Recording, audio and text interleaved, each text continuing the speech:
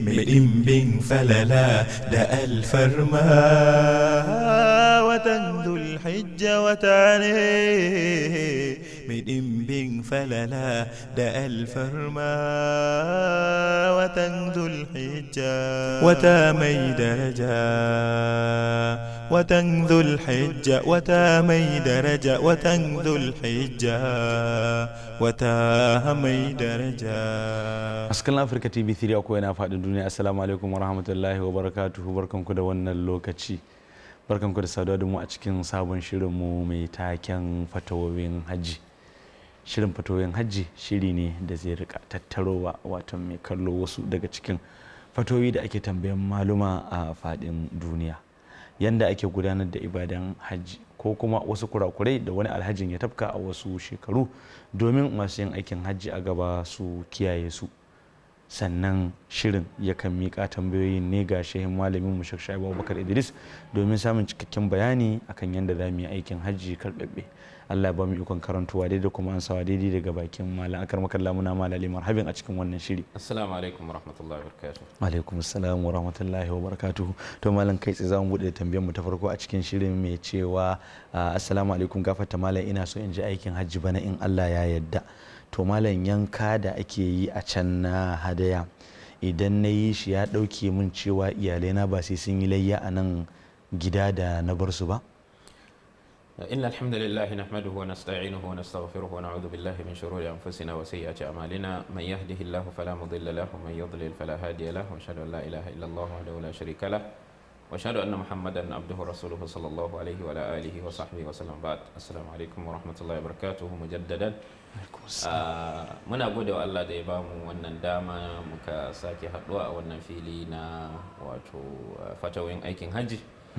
Muna roƙon Allah ta'ala ya mana jagora a ciki a tambayan da mai tambaya yake yi akan cewa zai yi aikin hajji da ya gwada aikin hajjinsa ko ma kira ne ko kuma tamattu'i zai yi kenan wanda akwai hadaya a kansa na wajibi kenan ko kuma ifradin zai amma zai yi hadaya ta nafila kenan.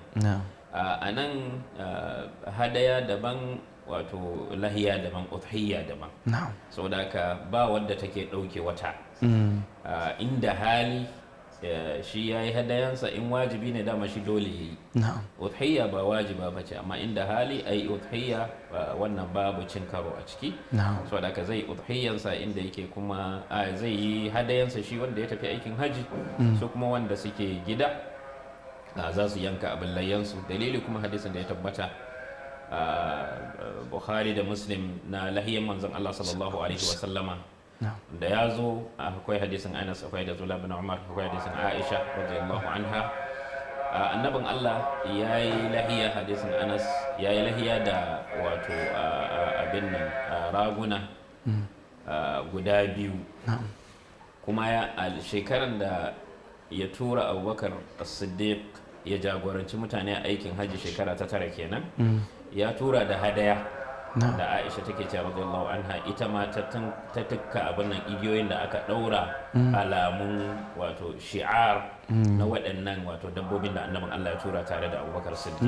Su wancan a yanka sa matsayin hadaya ta nafila shi yana Madina bai tafi ba amma ya tura. Kaga a Madinan kuma yayi yankan layya babban sallah saboda haka babu wani cin karo kuma ba wanda yake dauke wani to Allah ya saka muku da alheri. Sai malam wannan cewa yake ina da ya budurwa da za ta tafi aikin hajji sai na hada ta da mahaifiyarta domin zuwa su sauke falari amma a cikin tawagar da za su tafi akwai mutanen kirki amintattu mai malam zai yi fatawa akan tafiyar ta babu muharrami namiji. To la shakka dole mace in za ta yi tafiya irin wannan tafi da muharrami dalili kuma hadisan da suka tabbata akan bai halatta ga mace ta yi tafiya wanda ya kai tsawon kwana guda da yininsa a ce ba muharrami kamar yadda ya zo hadisan Abi Huraira ya zo hadisan Abi Sa'id kwana 2 hadisan Abdullah bin Umar kwana 3 a riwayar Imam Muslim sai tana tare da mahaifinta ko ɗanta ko mijinta ko ƙaninta ko wanta wanda suke balagaggu suka mallaki hankalinsu saboda manufan a samu muharrami ya ba ta kariya ya tsaya tare da ita lokacin da za ta samu kanta a cikin matsala saboda mace addinin musulunci ya ba ta kariya ya ba ta kulawa ya ba ta cewa bai kamata a kyale ta ba, ita shugaba ce, ita abin kulawa ce. Saboda ka addinin musulunci yana so koyaushe a samu mutumin da yake tsaye a kanta, inda ba za ta wulakanta ba, ba za ta shiga wani matsala ta kasa samun wanda zai warware mata shi ba. Shi yasa kar a ɗauka cewa wani takunkumi ne shari'a ta saka, a'a tsaban kulawa ce da ba wa mace kima. A addinin musulunci yasa bai kamata ta fita irin wannan tafiya ba tare da samu wanda zai tsaya da ita ba. Ita wata mace ce tana bukatar muharrami, yar mace ce. Rifka, idan rifkan mata ne kaga duk dai taron da yake bukatar taimako ne, inda maza da mata ne kowa yana da nashi abin da ya kamata ya kula da shi, wanda irin wannan zai faru inda take matukar son bukatan a rasa wanda zai tsaya tare da ita. Watakila a cikin wannan yanayi ta samu kanta jini ya zo mata, jini ya zo mace na al'ada aikin hajji ya za ta yi. Hadisin da ya tabbata wa da Muslim, hadisin Aisha Allah ya kara mata, da lokacin da suka kai sarifa jini ya zo mata ta rinka kuka. Waye ya share mata hawaye? Annaban Allah sallallahu alaihi wasallam da ya ga halin da take ciki yace ya hanta, me kike kuka, me ya faru? Tace ba ta sallah, kuma ta ji abinda annaban Allah ya faɗa wa sahabansa na su soke aikin da suka taho da shi su mai da shi umra.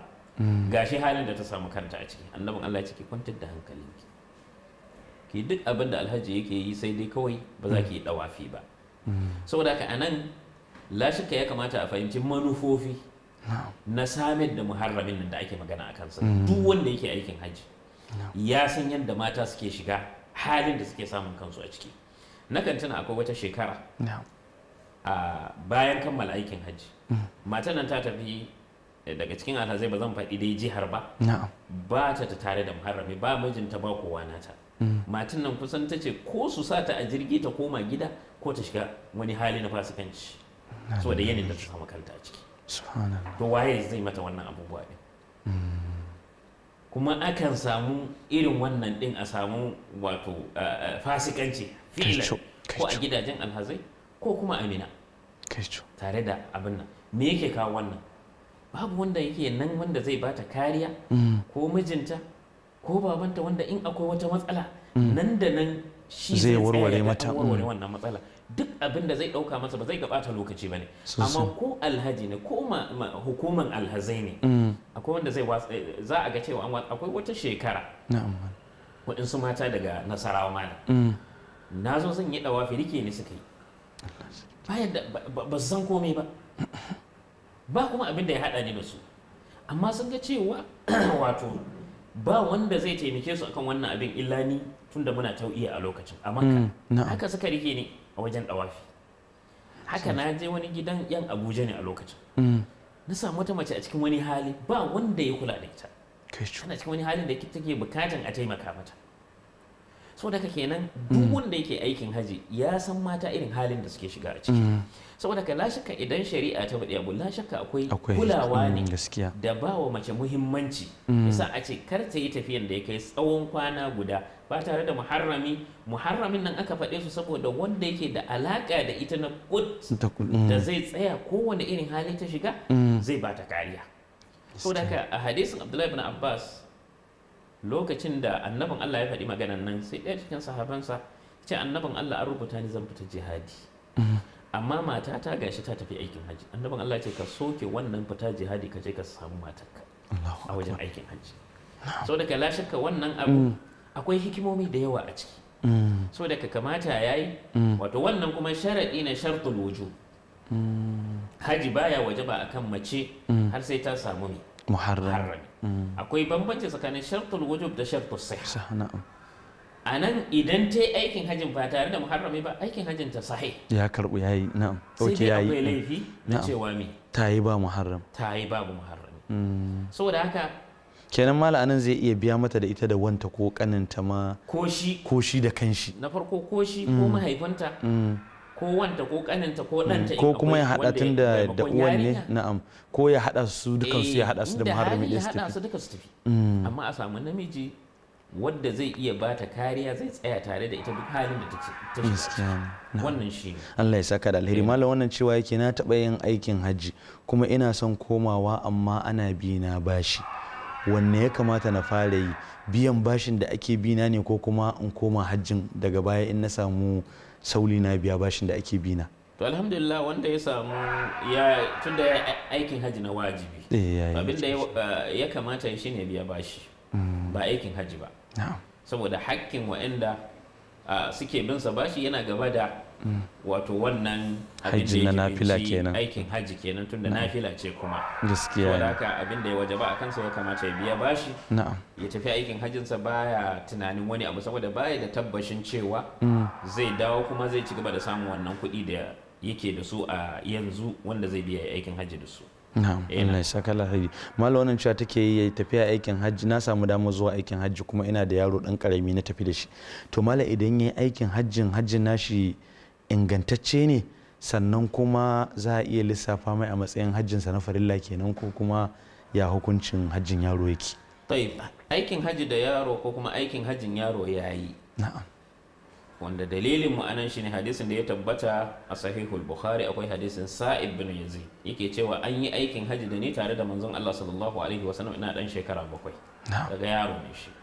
Haka hadisin abdullahi bin abbas da ya tabbata sahihu muslim da yake cewa annaban Allah lokacin da zai hajjin ban kwana da ya zo rauha saddar rauha sai ya haɗu da wato wa'ansu matafiya. Ya tambaye su ku suwaye, suka ce musulmi, suka ce kai waye, yace manzon Allah annabin Allah kenan. Sai wata mace ta dago danta ta ce ali hada hajj, shin wannan yana da aikin haji? Yace walakil ajr, yana da aikin haji, ke kuma kina da lada. Ya zo a cikin sahihu ibn Khuzaimah hadith Abdullah ibn Abbas da annabin Allah sallallahu alaihi wasallam yake cewa idan yaro yayi aikin haji kafin balagansa aikin hajjinsa yayi, sai dai idan ya balaga fa alaihi hajjan. To idan ya balaga yana da wani aikin hajjin kuma na wajibi. Kenan aikin hajjinsa yayi amma aikin haji ne wanda yake na nafila, bai dauke masa aikin hajjin wajibi ba. Saboda kai idan ya balaga ya sake wato wani aikin hajjin, amma sai abinda tambihi anan shine wannan yaro da aka tafi da shi duk abin da aka hana alhaji zai hannu, duk abin da alhaji ya kamata yi in zai iya yi da kansa yayi. Wajen dawafi za a dauke shi yi dawafi da shi, in zai yi da kafansa yayi, sa'ayi ma haka. Kar a dauka cewa yaro ne za a yi sake wajen wani abin da aka haramta wa alhaji. Matukan dai an saka masa ya dauki ihrami, to duk wa'ansu mahduratul ihram ya lizimce su. Duk kuma wani aikin da za a yi tare da shi. In dawafi ne ba zai iya da kafansa ba a dauke shi a yi tare da shi. Sa'ayi ma haka. Haka sauran ayyuka, sai da wajen jifa kila ba zai iya yi ba, anan ne kawai za a yi masa wakilci a yi masa jifa. Wannan shine saboda aka kula da wannan, kar mutum ya dauka cewa yaro ne dole a saka masa kayan ihrami wanda ake sakawa in namiji ne ke. In mace ce kuma abin da aka ce mata aka haramta masa ta haramta, abin da aka hana ta hannu, abin da aka ce a yi kuma dole ta yi.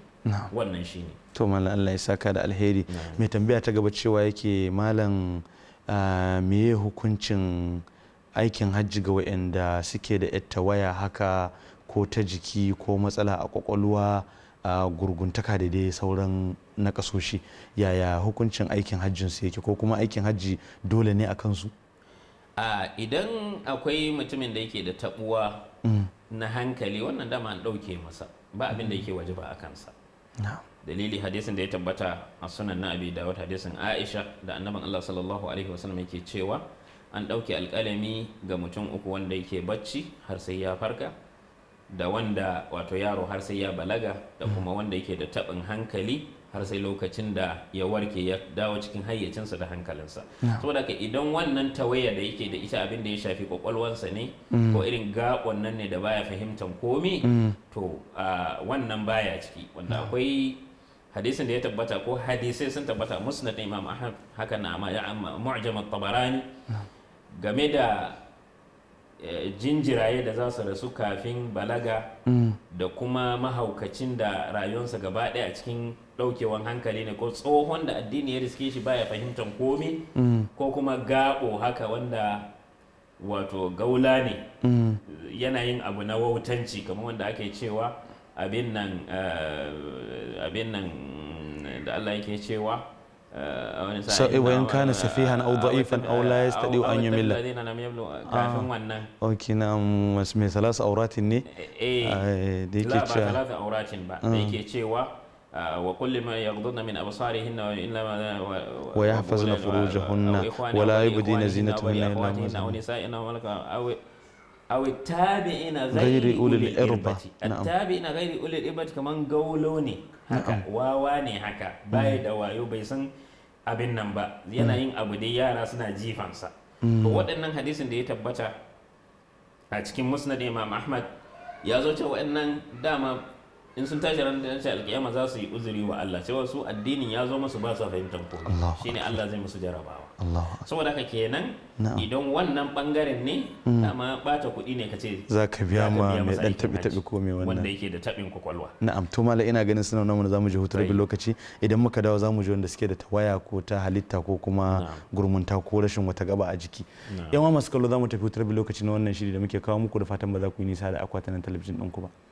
idan muka dawo za mu ɗora daga inda muka tsaya sai mun dawo. wata mai daraja watan dhulhijja wata mai daraja watan dhulhijja wata mai daraja